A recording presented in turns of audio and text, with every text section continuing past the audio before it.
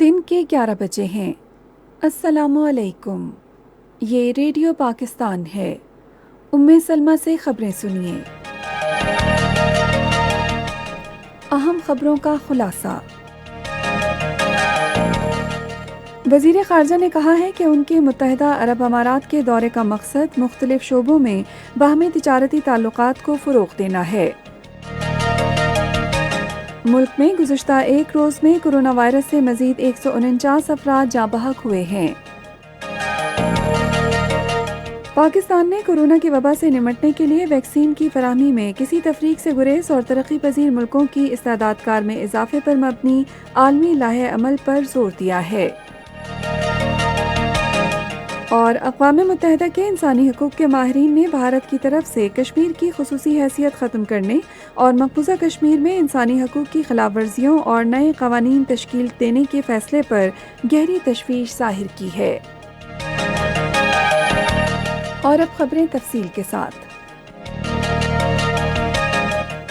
وزیر خارجہ شاہ محمود قریشی نے کہا ہے کہ حکومت نے کورونا وائرس کے منفی اثرات کے باوجود اپنی اقتصادی سفارتکاری کے ذریعے پاکستان میں دستیاب کاروباری مواقع کی جانب کامیابی کے ساتھ دنیا کی توجہ مبذول کرائی ہے اور مثبت نتائج حاصل کیے ہیں۔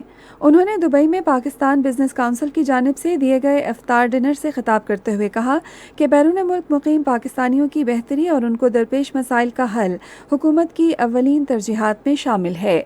شاہ محمود قریشی نے کہا کہ ان کے متحدہ عرب امارات کے دورے کا مقصد دو طرفہ تجارتی تعلقات اور مختلف شعبوں میں تعاون کو فروغ دینا ہے۔ وزیر داخلہ شیخ رشید احمد نے امید ظاہر کی ہے کہ آئندہ دنوں میں حزب اختلاف کے ساتھ تلخی کم ہوگی اور مذاکرات کے دروازے کھلیں گے۔ ایک نجی نیوز چینل سے گفتگو کرتے ہوئے انہوں نے کہا کہ حزب اختلاف کی جماعتیں عید الفطر کے بعد بھی حکومت کے خلاف عوامی حمایت حاصل کرنے میں ناکام رہیں گی، کیونکہ عوام بڑے پیمانے پر ان کی بدعنوانی سے آگاہ ہیں۔ ایک سوال کے جواب میں وزیر داخلہ نے کہا کہ تحریک لبیک پاکستان کا دھرنوں اور ملک میں بدامنی پھیلانے کے سوا کوئی منشور نہیں ہے۔ انہوں نے کہا کہ کالعدم مذہبی جماعت کے مظاہروں کے دوران شہید ہونے والوں کے لواحقین کو شہداء پیکج کے تحت امدادی رقم دی جائے گی۔ ملک میں گزشتہ 24 گھنٹے کے دوران کورونا وائرس سے مزید 149 افراد جاں بحق ہوئے ہیں۔ National command and operation centre کی طرف سے جاری کردہ تازہ ترین اعداد و شمار کے مطابق اس دوران 71,836 افراد کے کورونا ٹیسٹ کیے گئے، جن میں 6,127 افراد میں وائرس کی تشخیص ہوئی۔ اس دوران کورونا ٹیسٹ کے مثبت آنے کی شرح 8.52% رہی۔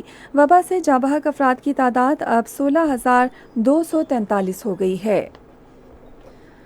اقوام متحدہ کی اقتصادی و سماجی کونسل کے صدر اور اقوام متحدہ میں پاکستان کے مستقل مندوب منیر اکرم نے کورونا کی وبا سے نمٹنے کے لیے مشترکہ عالمی لائحہ عمل پر زور دیا ہے۔ ویکسین سب کے لیے کے عنوان سے ہونے والے اقتصادی و سماجی کونسل کے خصوصی وزارتی اجلاس میں اپنے اختتامی کلمات میں انہوں نے مشترکہ اقدام کے لیے نمایاں بین الاقوامی تنظیموں کے ساتھ مل کر کام کرنے کی اہمیت واضح کی۔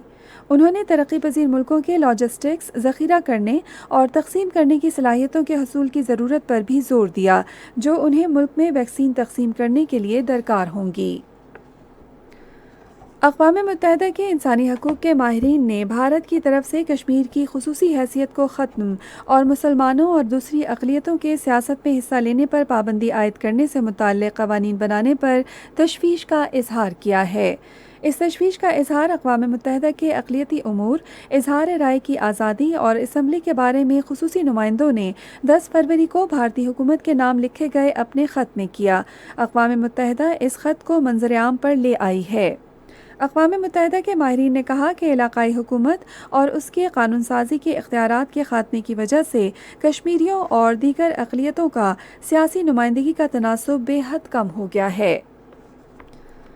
اقوام متحدہ کے ماہرین نے انٹرنیٹ پر پابندی، اظہار رائے پر قدغن کے ساتھ ساتھ صحافیوں اور انسانی حقوق کے علمبرداروں کو گرفتار کرنے پر بھی تشویش کا اظہار کیا ہے۔ انہوں نے کشمیر میں انسانی حقوق کی سنگین صورتحال اور بھارتی اقلیتوں خصوصاً کشمیری مسلمانوں کے حقوق کی خلاف ورزیوں پر بھی تشویش ظاہر کی ہے۔ اور آخر میں کھیل۔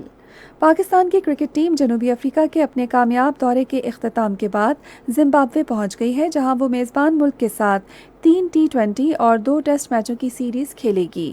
شیڈول کے مطابق پاکستان اور زمبابوے کے درمیان پہلا T20 میچ بدھ کو ہرارے اسپورٹس کمپلیکس میں کھیلا جائے گا۔